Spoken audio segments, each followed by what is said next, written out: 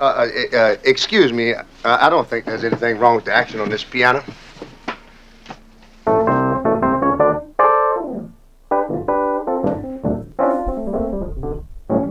Well, I heard about the fella you've been dancing with all over the neighborhood. So why didn't you ask me, baby? Or didn't you think I could? Well, I know that the boogaloo is out of sight, but the shing-a-ling's a thing tonight. But if that was you and me, baby, I would have shown you how to do it right. Do it right. Do it right. Do it right. Do it right. Do it right.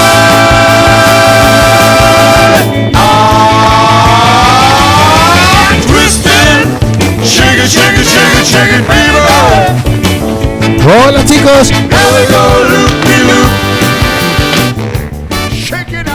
¿Qué tal? ¿Cómo habéis pasado el finde? ¿Me echabais de menos? Pues ya vosotros sí. Bueno, comenzamos con buen rollo, ¿vale? Esto es de la película de los Blues Brothers, una de mis películas favoritas, y la he querido compartir con vosotros. Bueno chicos, ¿qué tenemos que ver hoy? Hoy tenemos que comenzar, hemos terminado de ver el arte románico y vamos a comenzar a ver el arte gótico. Vamos a ponerlo modo pantalla completa, quitamos a los Blues Brothers y comenzamos la clase. Bien, ¿qué decir del arte gótico? Primero, se denomina arte gótico al arte, o se denomina gótico al arte de la cultura de la Baja Edad Media. Estaría comprendido entre los siglos XIII y XVI. Diréis, Javi, el siglo XVI ya no es la Edad Media. Bien, podríamos decir que abarca desde los siglos incluso XII al XV, pero hay muchos sitios donde, aunque ya haya comenzado el Renacimiento, que es el siguiente arte, todavía se construyen edificios en estilo gótico, por lo cual lo podemos dejar entre el XIII y el XVI o el XII y el XVI, ¿vale? Se enmarca entonces entre el arte románico, que es lo que acabamos de ver, ¿no?, de la plena Edad Media, y el Renacimiento, que tendrá su inicio alrededor del siglo XV según zonas, ¿vale? Este arte, las artes no cambian o no surgen porque sí, sino que normalmente suele tener que ver con lo que está pasando en el mundo o en una determinada sociedad. Este cambio en el arte, del arte románico al arte gótico, es resultado de una serie de cambios no solamente técnicos, de que se puedan hacer las cosas, o constructivos, que sean capaces de hacer cosas, sino que tengan también la intención de hacerlas, o sea, que cambien la mentalidad y que cambie la economía o que cambie la sociedad del momento. Por ejemplo, estamos viendo esta Catedral de León, ¿no?, inmensa, gigantesca, ¿no?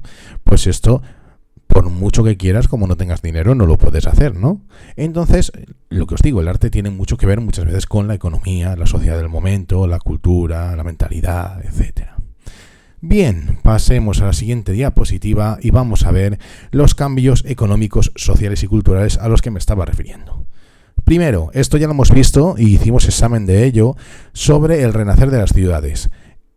Este arte coincide con la época del renacer de las ciudades, ¿no? Ya las ciudades han vuelto a tener importancia y esto hace que la burguesía adquiera un gran protagonismo. Este gran protagonismo que tienen, económico, tienen pasta, social, ahora son un grupo reconocido socialmente, y político, porque van a gobernar muchas veces sus ciudades a cambio de dar dinero a los reyes les van a conceder que ellos mismos puedan gobernar sobre sus ciudades, por lo cual adquieren mucho poder de todo tipo y van a querer reflejar ese poder suyo y de sus ciudades a través del embellecimiento de estas, a través del embellecimiento de sus ciudades.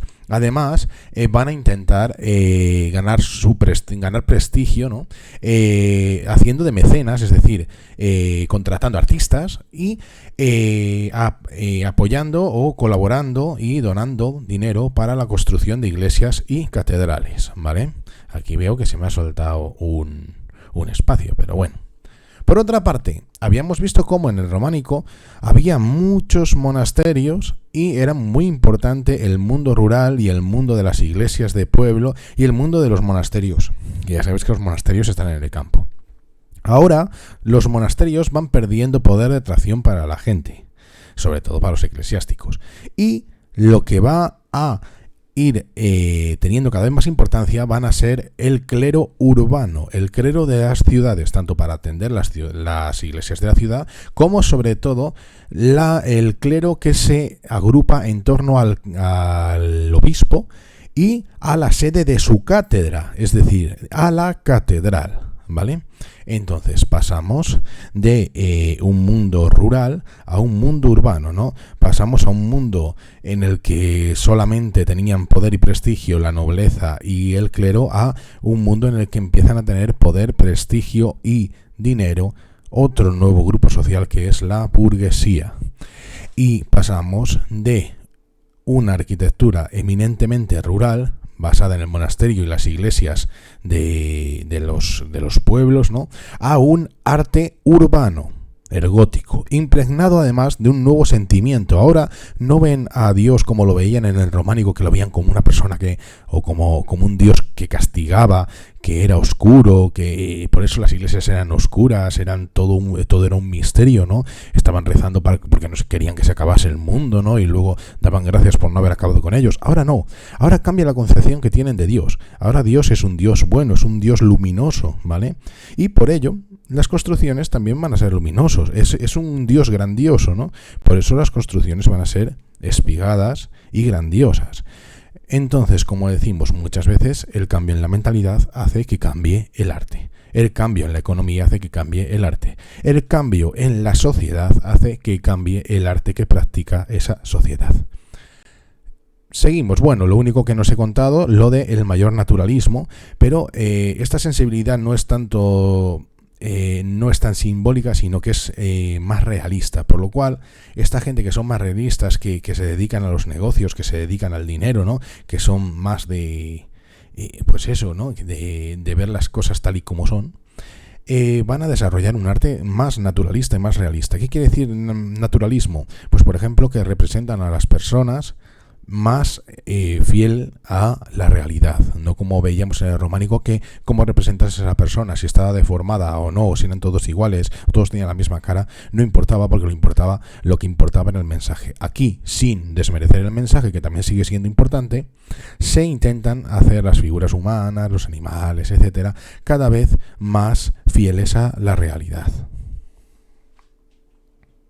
Mirad, aquí está, me cambio aquí, la Catedral de Notre Dame de París, que es gótica. Muchos de vosotros habéis hecho el trabajo del románico y en vez de coger Notre Dame de Poitiers, habéis cogido Notre Dame de París y ha pasado lo que ha pasado, ¿verdad, chicos? Pues bueno, que sepáis que hay un montón de iglesias en Francia que se llaman Iglesia de Notre Dame, porque quiere decir Nuestra Señora. Por cierto, ya os lo dijimos en clase.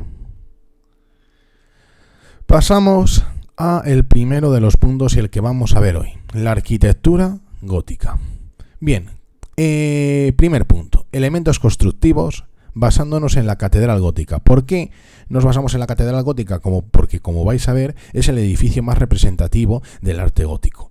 La arquitectura gótica sigue siendo eminentemente religiosa, pero el centro del interés artístico se desplaza del entorno rural, como hemos visto, de las iglesias y los monasterios rurales, al entorno urbano, siendo la catedral el edificio más representativo de este arte, ¿vale?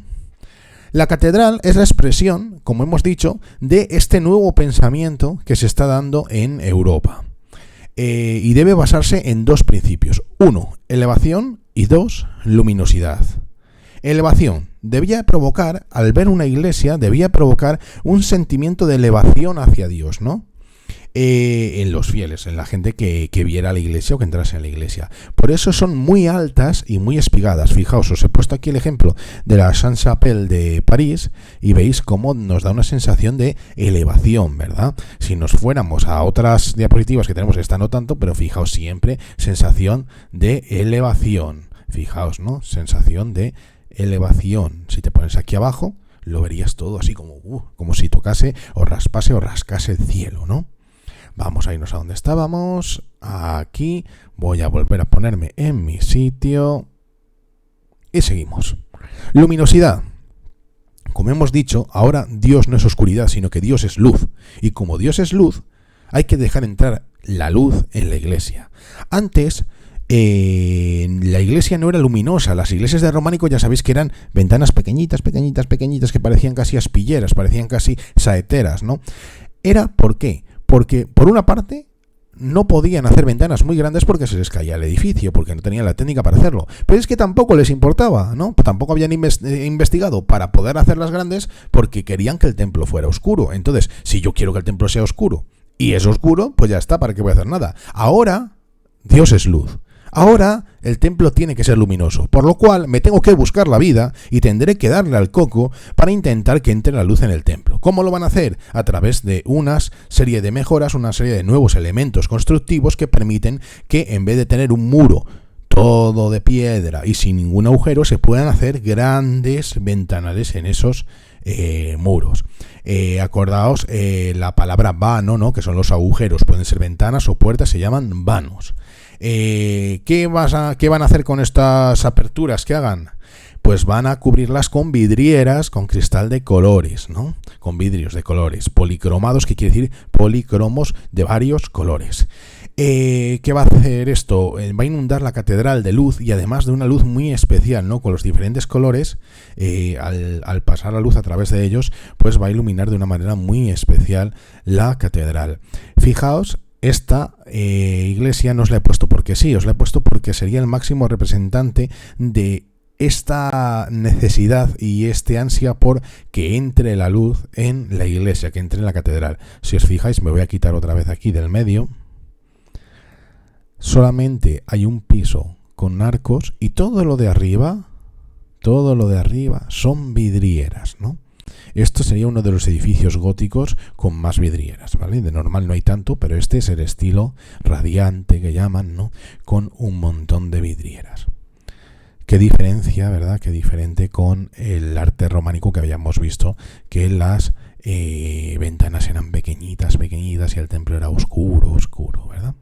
Cambia la manera de pensar y, a su vez, cambia el arte de esas personas.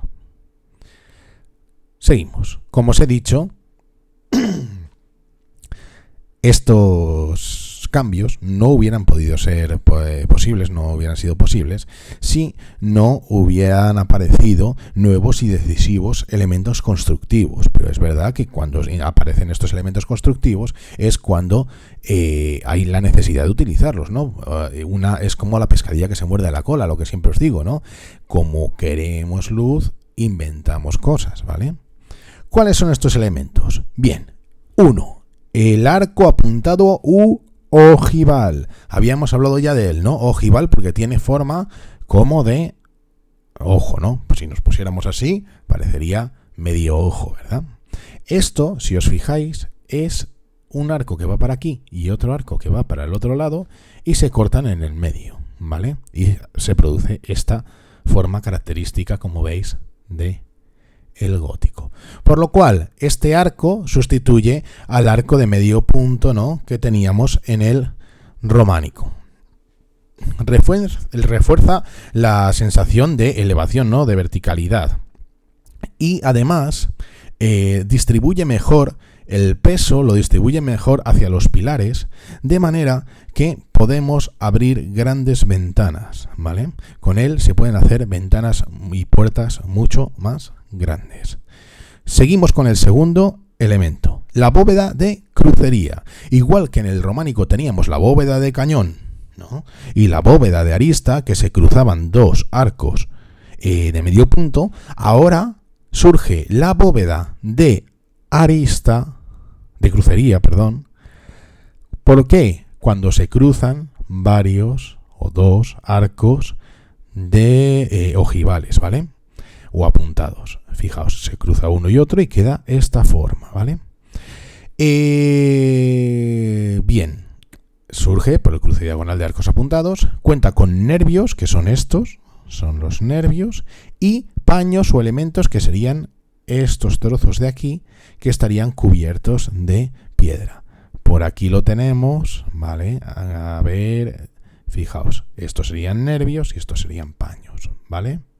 Por dentro no tenemos muchas más porque este ejercicio quiero que lo hagáis.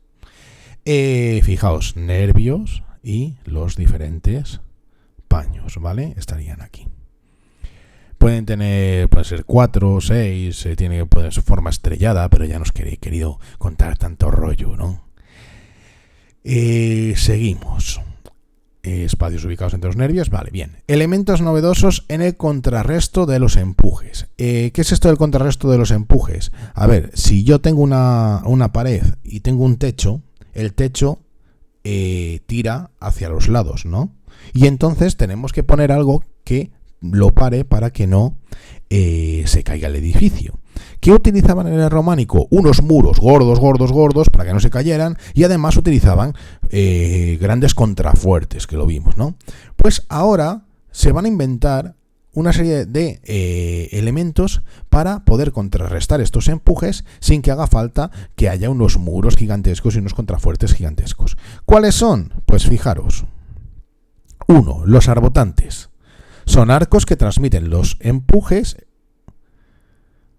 laterales de la bóveda hacia los contrafuertes, que los contrafuertes están fuera de la nave principal, como si viéramos, ¿no? Esto está en el aire. Bien, ¿qué permite? Abrir ventanas. Todo esto lo puedes abrir de ventana. ¿Por qué? Porque todo el peso va a ir, fijaos, de aquí va a ir aquí, y de aquí va a ir aquí, y de aquí va a ir por aquí hasta el contrafuerte que está afuera. Por lo cual, aquí no hay peso y lo puedes abrir sin ningún problema, ¿vale? Puedes hacer una gran ventana como vimos aquí arriba, ¿vale? Puedes abrir una gran ventana porque los pesos van a ir a los pilares y a los contrafuertes. Van a ir a los pilares y a los contrafuertes. Los pináculos, ¿qué son? Pues estos cacharros de aquí, que mucha gente se piensa que son meramente decorativos, pero no solo son decorativos, tienen forma cónica, ¿no? Y se ponen encima de los contrafuertes. ¿Para qué? Para contrarrestar. Si tú pones encima del contrafuerte un peso, le cuesta más irse para un lado o para otro, ¿vale? Por lo cual también se hace para que gane peso y que sea más difícil que este contrafuerte, por el empuje que tiene aquí, se caiga. Seguimos. Actividad 1 para el jueves, ¿vale? Para el jueves lo tenemos que tener esto. Miércoles por la noche me lo tendréis que entregar. Identifica los siguientes elementos arquitectónicos y señala cuáles pertenecen al gótico, ¿vale? Tenéis que ir mirando, pues esto, ¿qué es? ¿Es del gótico o no? ¿Por qué? ¿Esto qué es? ¿Es del gótico o no? Si no es, ¿de dónde es esto? ¿De qué arte es esto, no? ¿Esto qué es? Etcétera. Tenéis 6, 4, otro, 5 y 6. Pues me decís lo que es cada cosa y si pertenece al gótico. Y si no pertenece, me decís a dónde pertenece, si lo sabéis, ¿vale? Seguimos. Ya nos queda menos. Planta de la catedral gótica. Bien, tenemos aquí dos ejemplos. Este ejemplo de la derecha es una catedral gótica y este ejemplo de la izquierda es una catedral románica. De hecho, esta es la catedral de Santiago de Compostela y esta es la catedral de Amiens. Hola, vuelvo aquí, me quedo por aquí para no molestar. Fijaos, al igual que las iglesias de peregrinación románicas, acordaos que las iglesias de peregrinación tenían esta girola para poder dar la vuelta a los peregrinos y visitar toda la iglesia sin interrumpir a los que pudieran estar en misa, ¿no? Aquí también vamos a tener lo mismo, ¿no? Tiene la misma estructura y también tiene forma de cruz latina. Pero la diferencia es que, fijaos, aquí el crucero está mucho más arriba que aquí, que está en el medio de la iglesia, ¿vale? ¿Para qué se pone más atrás? Para hacer una gran cabecera. ¿Por qué hacer una gran cabecera? Porque aquí es donde se va a reunir todo el cabildo catedralicio, todos los curas que están ahí en la catedral, etcétera. Y van a hacer sus reuniones ahí, por lo cual necesitan mucho espacio. De hecho, a veces hasta los representantes de las ciudades se reunían aquí en las catedrales. Por lo cual se hacen unas cabeceras gigantescas. Toda esta parte de aquí se llama la cabecera, ¿vale? Aquí fijaos que es más pequeñita y aquí es mucho más grande. Además, Las naves muchas veces van a ser mayor número que en el románico y además mucho más grandes. Fijaos que aquí sí que tiene 5, pero aquí se convierten en 1, 2, 3, 4.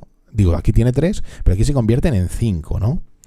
Siempre número impar, o 1, o 3, como en este caso, o 5 podrían ser, como por ejemplo, como vemos aquí en esta parte de aquí, ¿vale? Pero siempre números impares. Incluso podrían tener hasta 7 o 5 y otras 2 de capillas, que ya lo veremos, ¿vale?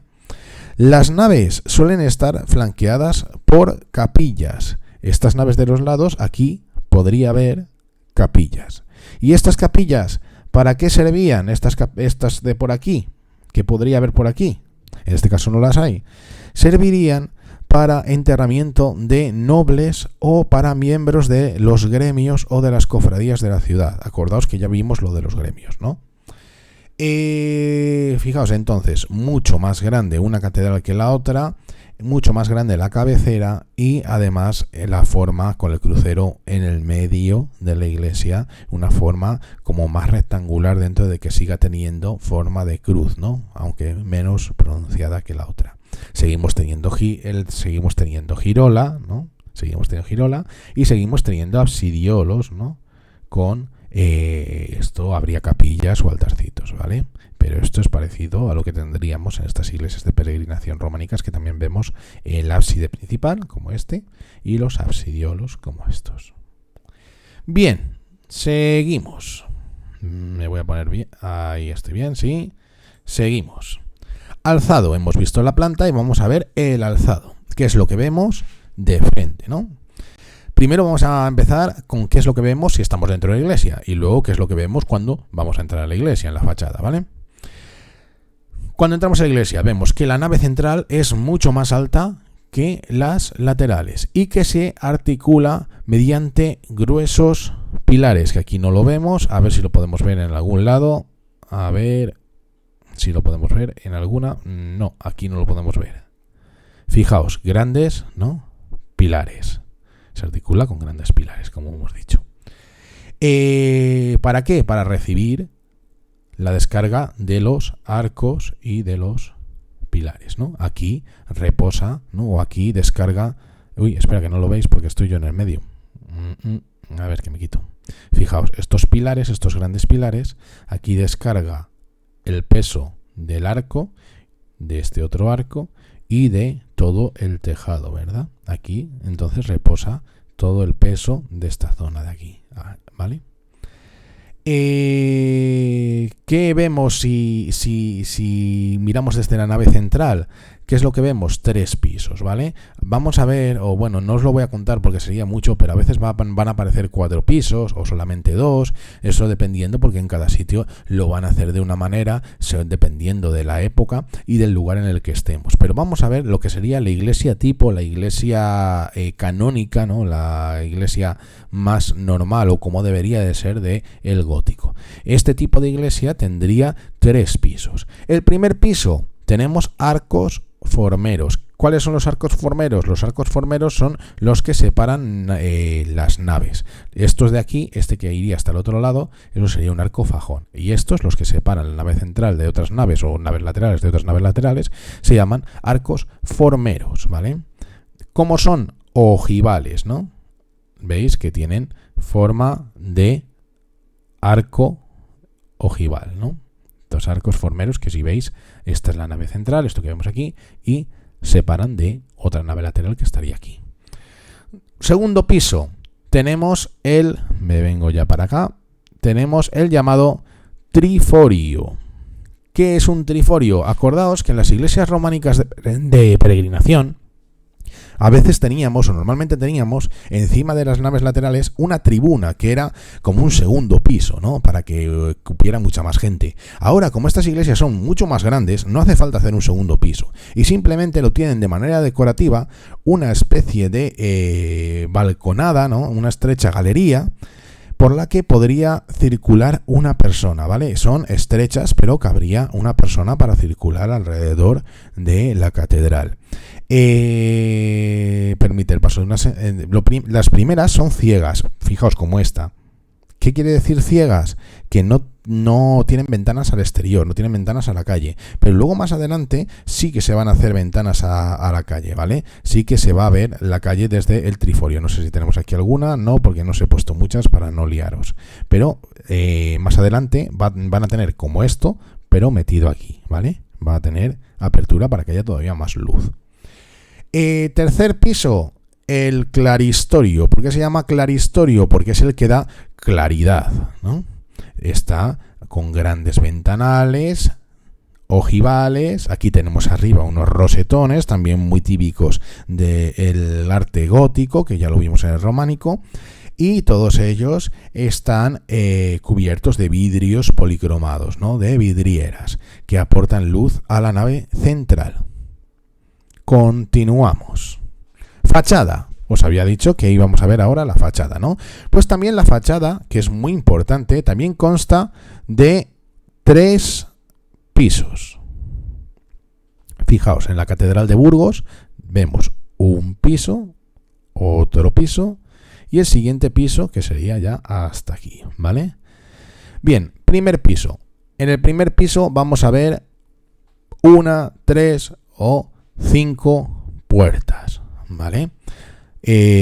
Una es muy raro que haya, ¿vale? Porque es muy raro que haya una sola nave, por lo cual normalmente en las catedrales que son grandes vamos a ver 3 o 5 puertas, según el número de naves que haya. Si dentro hay 3 naves, pues fuera hay 3 puertas. En el caso de esta iglesia que estamos viendo, pues habría 1, 2 y 3 puertas. Una para acceder a cada una de las naves, ¿vale? ¿Qué tienen las portadas? ¿Qué tienen estas puertas? ¿Qué tienen? Mucha decoración. En este caso no hay tanta, pero vamos a ver que os he dejado aquí. Fijaos en la portada gótica, un montón de decoración tiene, ¿no? Además, os he comparado aquí una portada románica con una portada gótica, porque fijaos, aquí tenemos el típico Pantocrátor, etcétera, y todo es una escena, ¿no? Mientras que aquí se va dividiendo la escena, se va dividiendo en diferentes escenas por pisos, ¿no? Esto es muy típico del gótico. Aquí tenemos un parte de luz, ¿no? Y además, forma de arco ojival, lógicamente, mientras que aquí tenemos forma de arco de medio punto. Y fijaros en una cosa, aquí todos estos señores están dispuestos de manera radial. ¿Qué quiere decir radial? Pues el que está aquí a la izquierda está así. El que está aquí en el medio está así. Y el que está aquí a la derecha está así, ¿no? Mientras tanto, aquí, ¿veis las figuras? Son diferentes. El que está aquí en la izquierda está así torcido, ¿no? Y el que está aquí a la derecha está así torcido. Pero no van así, sino que van así. No sé si me he explicado. Es muy difícil explicar esto online, pero yo creo que se ha entendido, ¿no? Ya sé cómo lo voy a hacer. Os lo voy a contar en un segundo. Espera que venga.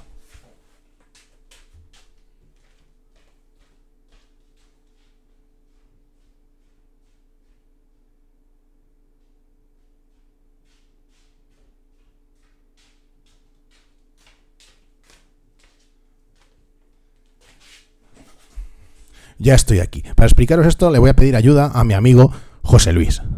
A ver, José Luis, si tú estás en la izquierda, ¿cómo estarías en el románico? Así estaría José Luis, ¿no? Y según fuera para un lado o para otro, sería así.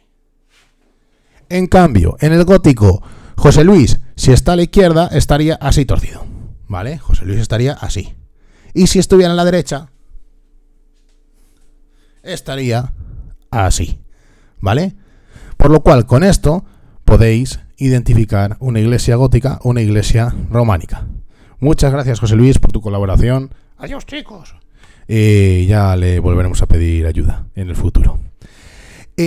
Más cosas que os tenga que contar de esto. Fijaos, las esculturas que lo veremos, aquí son más chaparras, más pequeñitas, y aquí están más estilizadas. Y además tienen dosel, tienen esto. ¿Para qué? Para protegerlas, por ejemplo, de la lluvia, ¿no? Para que cuando cayera la lluvia no les cayera encima y se estropeasen. Entonces, portada románica, portada gótica, muy diferentes, ¿verdad? Pues nos vamos arriba. tímpano, franjas horizontales, decoración narrativa. Las arquivoltas, figuras no son radiales sino longitudinales. Las arquivoltas son esto, vueltas de arquitectura, ¿no? Arquivoltas. Esto es una arquivolta, esto es otra arquivolta, esto es otra arquivolta. Aquí una arquivolta, otra arquivolta, otra arquivolta, etcétera, etcétera, etcétera. ¿Vale? Sigo para arriba.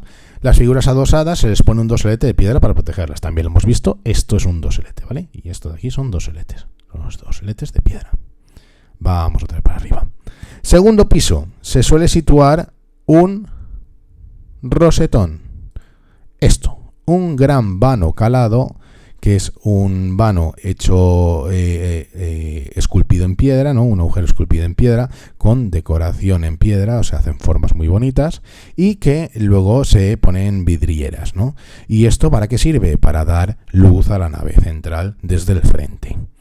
Y luego tenemos el tercer piso, que suele tener el remate, que es esto, el remate, y las torres. Normalmente, por herencia del románico, suele tener 2 torres rematadas en chapiteles, ¿vale? Estos cuerpos piramidales se denominan chapiteles, que cuando son muy muy finos se les llama agujas, ¿vale? Bien, seguimos. Esto lo hemos visto y con esto vamos a acabar la clase de hoy. Como hemos dicho, el gótico es un arte urbano y en las ciudades hay más edificios que catedrales, por lo cual, aunque lo más representativo sea el arte religioso, también vamos a ver arte civil. Por ejemplo, hospitales, palacios, ayuntamientos, mercados, etc. ¿Qué os he traído aquí? Pues un par de ejemplos. Por ejemplo, la lonja de paños de Ypres, que esto quedó destrozado por las guerras mundiales y luego se reconstruyó. Y aquí tenemos el ayuntamiento de Bruselas. Si os fijáis, tiene muchos elementos típicamente góticos. Por ejemplo, aquí tenemos chapiteles, estos cuerpos, fijaos, estos cuerpos piramidales también, los arcos de ojivales, ¿no? Entonces sí que tienen ciertos elementos góticos. Aquí también, fijaos, ¿no? Esto parece una aguja, parece un chapitel. Tenemos también aquí los... vaya, ya se me ha ido. Los pináculos. Tenemos pináculos, tenemos esculturas aquí adosadas con sus doseletes, etcétera. Por lo cual no tenemos un arte que sea solamente religioso, sino que el arte civil también va a tener importancia. La lonja de paños de Ypres, ya sabéis lo que era una lonja, ¿no? Como un mercado. Y el ayuntamiento de Bruselas. Con esto, ya que me lo llevo. Con esto me despido. A hacer las actividades, mandármelas y bueno, nos veremos el jueves seguramente. Nos veamos otra vez. Una cosa, os voy a hacer una cuestión para que me pongáis abajo en comentarios. Cada uno de vosotros me vais a poner una iglesia o catedral gótica de España. Cuidado, que no se haya puesto ya en comentarios, ¿vale? No vale repetir. Y yo a cada uno que me lo pongáis os pondré un positivo. Por lo cual, me despido hasta la próxima, hasta el jueves, chicos. Se os echa de menos. Ánimo y a por ello. Adiós.